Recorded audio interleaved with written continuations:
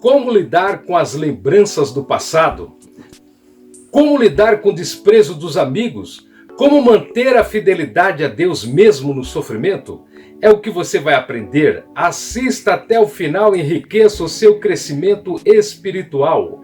A graça e a paz de Cristo seja com você. Deus abençoe você e toda a sua família. E mais uma vez quero agradecer a sua participação aqui no canal e também as tuas orações a nosso favor. Se inscreva no canal, ative o sininho, clique no gostei, deixe aí nos comentários um amém, glória a Deus. Compartilhe com seus outros irmãos e amigos. Esta pequena ação permite que você também leve a palavra do Senhor a outras pessoas, pois desta forma o YouTube sugere este vídeo a outras pessoas interessadas também. Assista umas 3 vezes para que você aprenda bem o conteúdo da lição. Sou o pastor Osmar Prates e esta é a lição de número 10, a última defesa de Jó, comentário do pastor José Gonçalves. Texto áureo: ou não vê ele os meus caminhos e não conta os meus passos? Jó 31:4. Verdade prática: ao olhar retrospectivamente para o passado, lembre o quanto Deus trabalhou nele. A leitura bíblica em classe para você entender melhor o conteúdo da lição, Jó 29, de 1 a 5. E prosseguiu Jó em sua parábola e disse: ah, quem me dera ser como eu fui nos meses passados, como nos dias em que eu me guardava, quando fazia resplandecer a sua candeia sobre a minha cabeça, e eu com a sua luz caminhava pelas trevas. Como era nos dias da minha mocidade, quando o segredo de Deus estava sobre a minha tenda, quando o Todo-Poderoso ainda estava comigo e os meus meninos em redor de mim. Jó 30, de 1 a 5. Mas agora se riem de mim os de menos idade do que eu, e cujos pais eu teria desdenhado de pôr com os cães do meu rebanho. De que também me serviria a força das suas mãos, força de homens cuja velhice esgotou-lhe o vigor?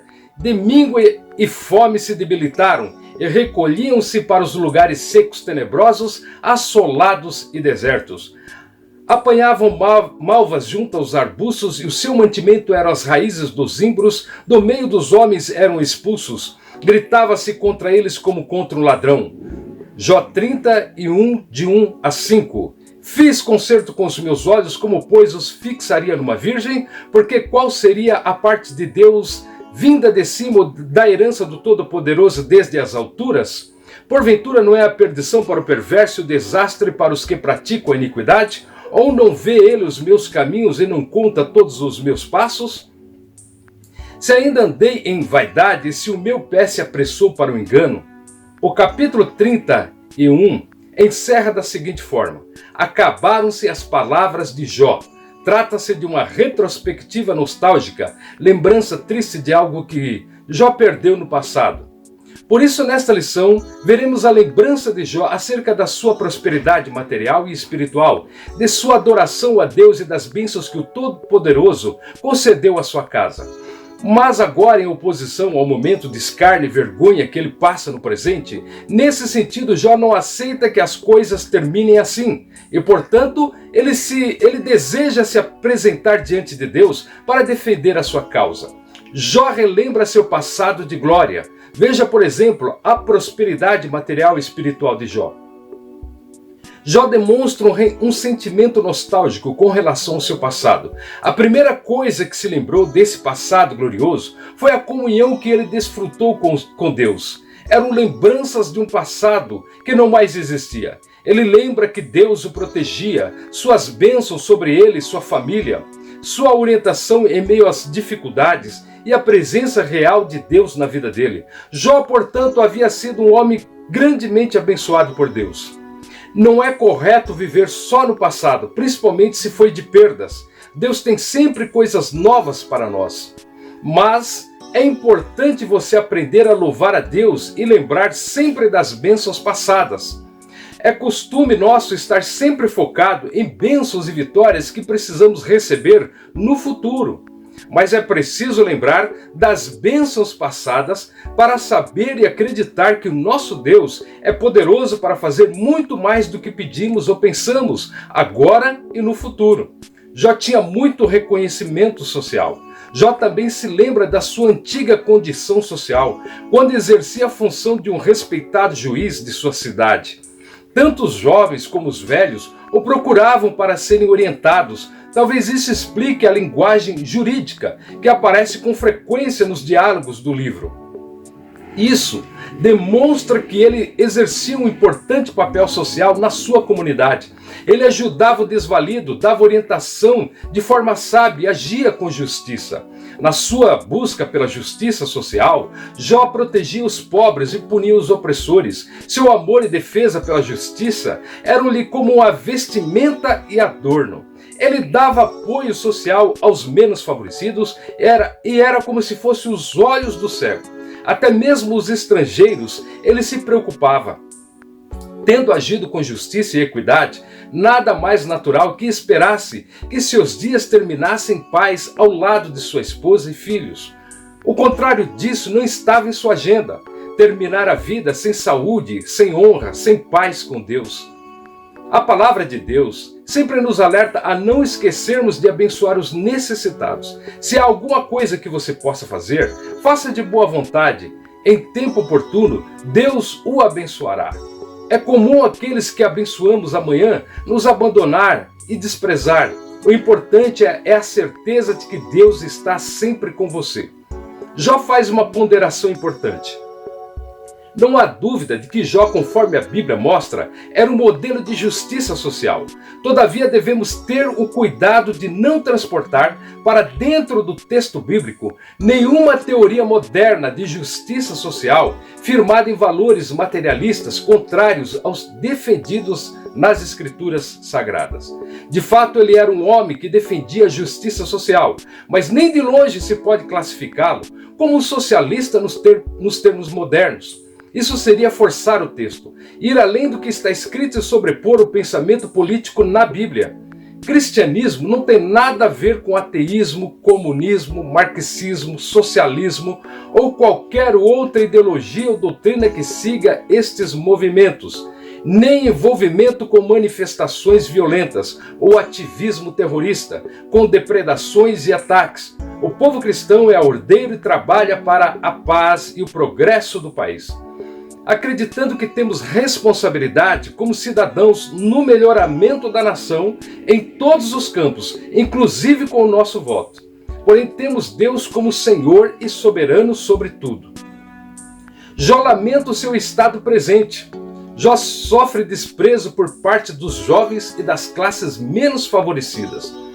Após lembrar com tristeza da sua antiga condição social, prospera. Jó lamenta ao ponto que havia chegado sua miséria em contraposição à sua prosperidade. No Antigo Oriente, os mais velhos eram objetos de grande estima. Por isso, quando gozava de sua prosperidade, ele era respeitado não apenas pelos mais velhos, mas também pelos mais jovens. Entretanto, Jó lembra que agora se riem de mim os de menos idade do que eu, e cujos pais eu teria desdenhado de pôr com os cães do meu rebanho. De homem respeitado, ele passou a ser visto como uma escória social. Jó, portanto, lamentava estar no fundo do poço. Você deve ter cuidado para não virar instrumento de Satanás e passar a humilhar, maltratar e desprezar as pessoas necessitadas e sofredoras. De acordo com a Bíblia Sagrada, não podemos aumentar a agonia e sofrimento daqueles que vivem em situação pior do que a nossa. A primeira qualidade do cristão é o amor. Abatimento físico e emocional de Jó. O patriarca se sente um homem abandonado por Deus. Por isso, essa lembrança o lança numa profunda tristeza e produz em sua vida um grande sofrimento, que além de físico era também de natureza emocional. Como o salmista Jó lamenta suas dores, veja no Salmo 42 e 4.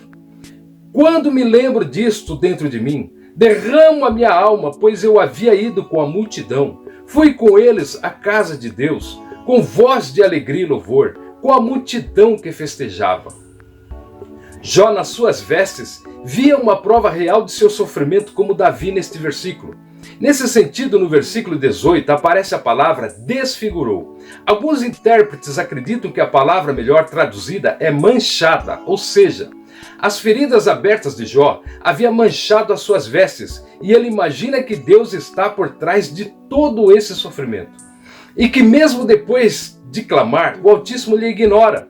O homem de Uz sente-se caçado como um animal selvagem e atormentado por um furacão. Você precisa aprender e entender as três maneiras de Deus falar: agir e trabalhar. Semelhante a um sinal de trânsito, um semáforo que tem três cores: verde, siga em frente; vermelho, pare; e amarelo, espere ou atenção. Às vezes, nosso Pai Eterno permite que as coisas aconteçam ao nosso favor, mas tem momentos que tudo para nada acontece. As coisas não andam, e existe também o silêncio de Deus. Sempre nosso Deus está no controle e com cada um de nós Ele trabalha como quer e sempre para nosso crescimento espiritual. Deus teria abandonado Jó? O sofrimento emocional de Jó refletia a sua crença de que havia sido abandonado por Deus. Todavia era também um reflexo de ter sido abandonado pelos homens. Junto a isso, ele observou que o seu clamor foi totalmente desconsiderado. Jó doía saber que havia ajudado muitas pessoas carentes e necessitadas de socorro, mas agora o seu clamor por socorro era totalmente ignorado. Em vez de ajuda, ele era repelido como uma escória social. Quantas pessoas não passam por esse sentimento? Quantas vezes um sentimento de injustiça não assola-nos a alma? Chegamos-nos diante de Deus e entregamos tudo em seu altar. Na caminhada cristã, Jesus Cristo nos preveniu que passaremos por dificuldades, desprezo e perseguições. Também advertiu que seríamos enviados para o meio dos lobos e deveríamos ter cuidado com os falsos amigos e inimigos. Mas Jesus Cristo prometeu que estará com você todos os dias, até a consumação dos séculos. Este capítulo 30 contrasta com o capítulo 29. No lugar em que Jó desfrutava do respeito e honra dos anciãos da cidade e das pessoas importantes, ele agora é desprezado pelas pessoas mais vis da sociedade. Mas agora introduz a mudança de como era o passado para o que é no presente. O capítulo 29 terminou com Jó lembrando de como em épocas passadas ele era semelhante a um rei entre os homens. Agora mesmo, homens mais jovens, cujos pais Jó não consideraria aptos para serem os cães do seu rebanho, o menosprezam. Essa classe de homens era tão miserável que eram magros devido à fome. O único alimento que eles podiam obter era a produção escassa das áreas desertas. Eles eram forçados a comer as folhas das malvas, um arbusto raquítico que cresce nos brejos salgados da Palestina, e raízes de zimbros, semelhantes a arbustos do deserto em vez da árvore de zimbro. Esses infelizes eram expulsos da sociedade como se fossem ladrões. Eram, portanto, forçados a viver nas cavernas e entre as rochas. Bramavam entre os arbustos, vivendo como asno e comendo a comida de asnos silvestres. Assim eles eram filhos e doidos. Literalmente, filhos desprezíveis, como filhos de gente sem nome. Eles eram expulsos da terra. Mas agora Jó é alvo do seu escárnio. Ele é como um provérbio para eles, Jó que tanto os defendera. A repugnância deles é tão grande que cospem no seu rosto. Porque Deus oprimiu Jó, eles são incontidos em sua hostilidade contra ele. Eles eram usados pelo diabo. Moços o empurram para o lado, obstruem seu caminho e dessa forma promovem a sua miséria. A ação desses párias não é acidental. Ela vem contra Jó como por uma brecha. Eles o apavoram com seus abusos persistentes, até que sua honra e dignidade evapora como uma nuvem. Nesta narrativa, você pode perceber que todos aqueles de quem Jó cuidava, com justiça, amor e socorro, agora que o viram na miséria, se viraram contra ele. Nós precisamos aprender que muitas pessoas que ajudamos, um dia nos virarão as costas. E nos momentos que precisamos, nós não encontraremos, até falarão mal de nós. Porém, a Bíblia Sagrada diz que devemos socorrer, ajudar e perdoar, sempre mesmo sabendo do desprezo que teremos lá na frente. O nosso socorro vem do Senhor e não há melhor Pai do que o nosso Deus. Portanto, não se lamente nem se choque quando isso acontecer. O futuro em aberto de Jó. Jó fala em defesa da sua ética sexual. Seus amigos silenciaram, só sabe que nada está resolvido. O futuro ainda está aberto e se mostra incerto. Haverá alguma resposta? Ao querer mostrar a sua inocência, Jó ainda sente a necessidade de se defender.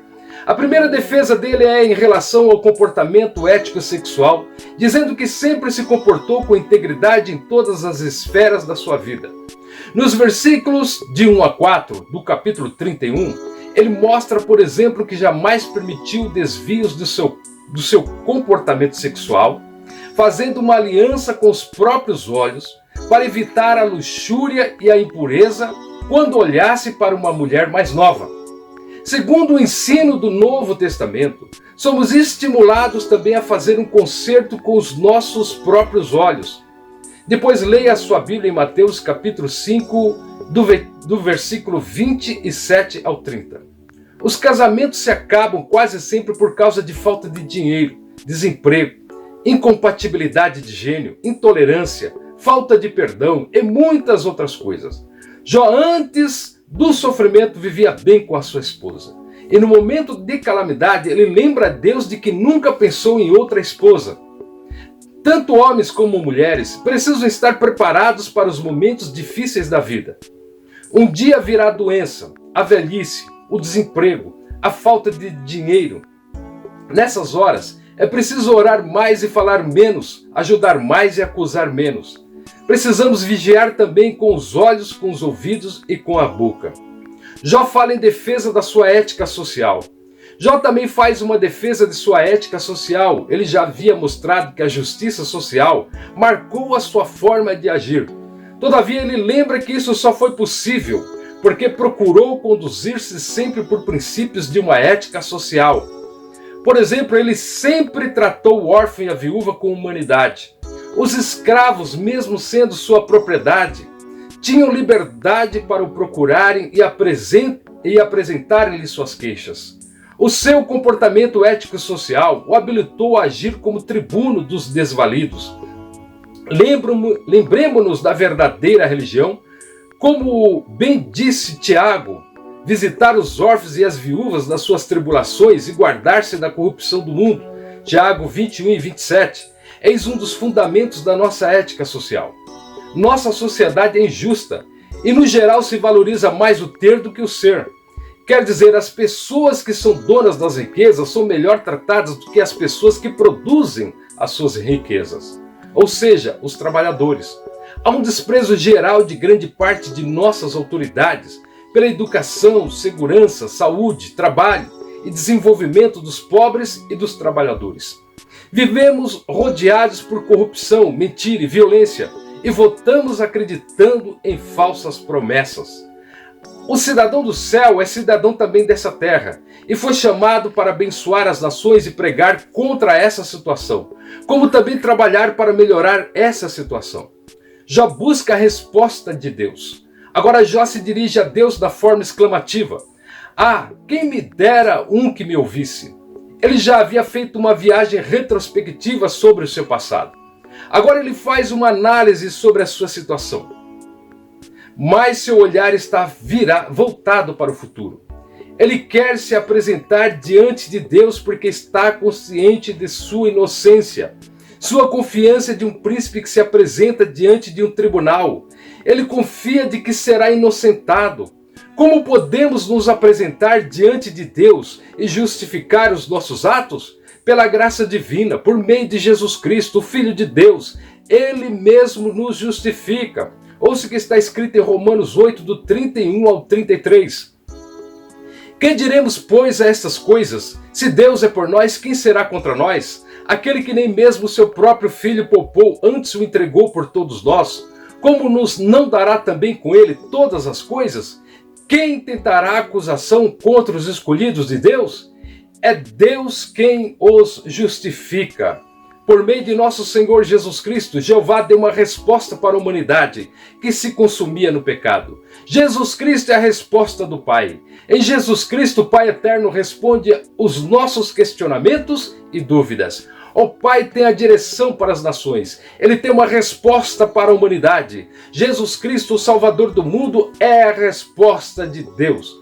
Mas a humanidade, e particularmente cada um de nós, procuramos andar nos nossos próprios caminhos em vez de buscar a Deus. Esse é o problema. Jó examina-se a si mesmo e revê várias categorias de pecado que poderiam ter sido a causa da sua desgraça e jura solenemente que ele é inocente de qualquer ação má. Ocasionalmente, junto com seu protesto de inocência, ele inclui uma declaração do porquê ele ter decidido ser virtuoso. Ele também inclui uma maldição sobre si mesmo, caso tenha deixado de falar a verdade. Primeiro, Jó nega que seja culpado de pecados sensuais que são tão comuns entre os homens. Ele fez um acordo com seus olhos, para que não desejasse uma virgem. Aqui Jó reconhece que a tentação vem por meio da observação daquilo que pode ser desejável. Ele tem um acordo com seus olhos para que não desviem. Qual seria a parte que ele teria com Deus se ele fosse culpado desse tipo de crime? Certamente Deus castiga o perverso e aqueles que praticam a iniquidade. Mas Jó pergunta a si mesmo em relação a Deus. Não vê ele? Ele é enfático, ressaltando a ideia de que Deus observa de perto o homem e castiga a sua vaidade e engano. Os versículos 6 e 8 são um juramento de inocência e uma maldição. Porque qualquer falsidade que Jó possa ter falado nos versículos precedentes. Na carta 1 João 2:16 está escrito: porque tudo que há no mundo, a concupiscência da carne, a concupiscência dos olhos e a soberba da vida não é do Pai, mas do mundo. Glória a Deus por terminarmos mais esta videoaula e pela palavra de Deus que permanece para sempre. Assista mais 3 vezes para você absorver bem o conteúdo da lição. Se inscreva no canal, ative o sininho, compartilhe, deixe um comentário incentivador, um amém, um aleluia, um glória a Deus. Dessa forma, o YouTube oferecerá esta aula às outras pessoas. Com esta ação, você estará pregando a palavra de Deus junto conosco. A próxima lição é de número 11. A teologia de Eliú, o sofrimento é uma correção divina? Aprenderemos que o sofrimento não deve ser visto apenas sob aspecto punitivo, mas principalmente educativo. Até a próxima lição, querendo Deus. Deus abençoe a sua casa, a sua família, a sua vida, hoje e sempre.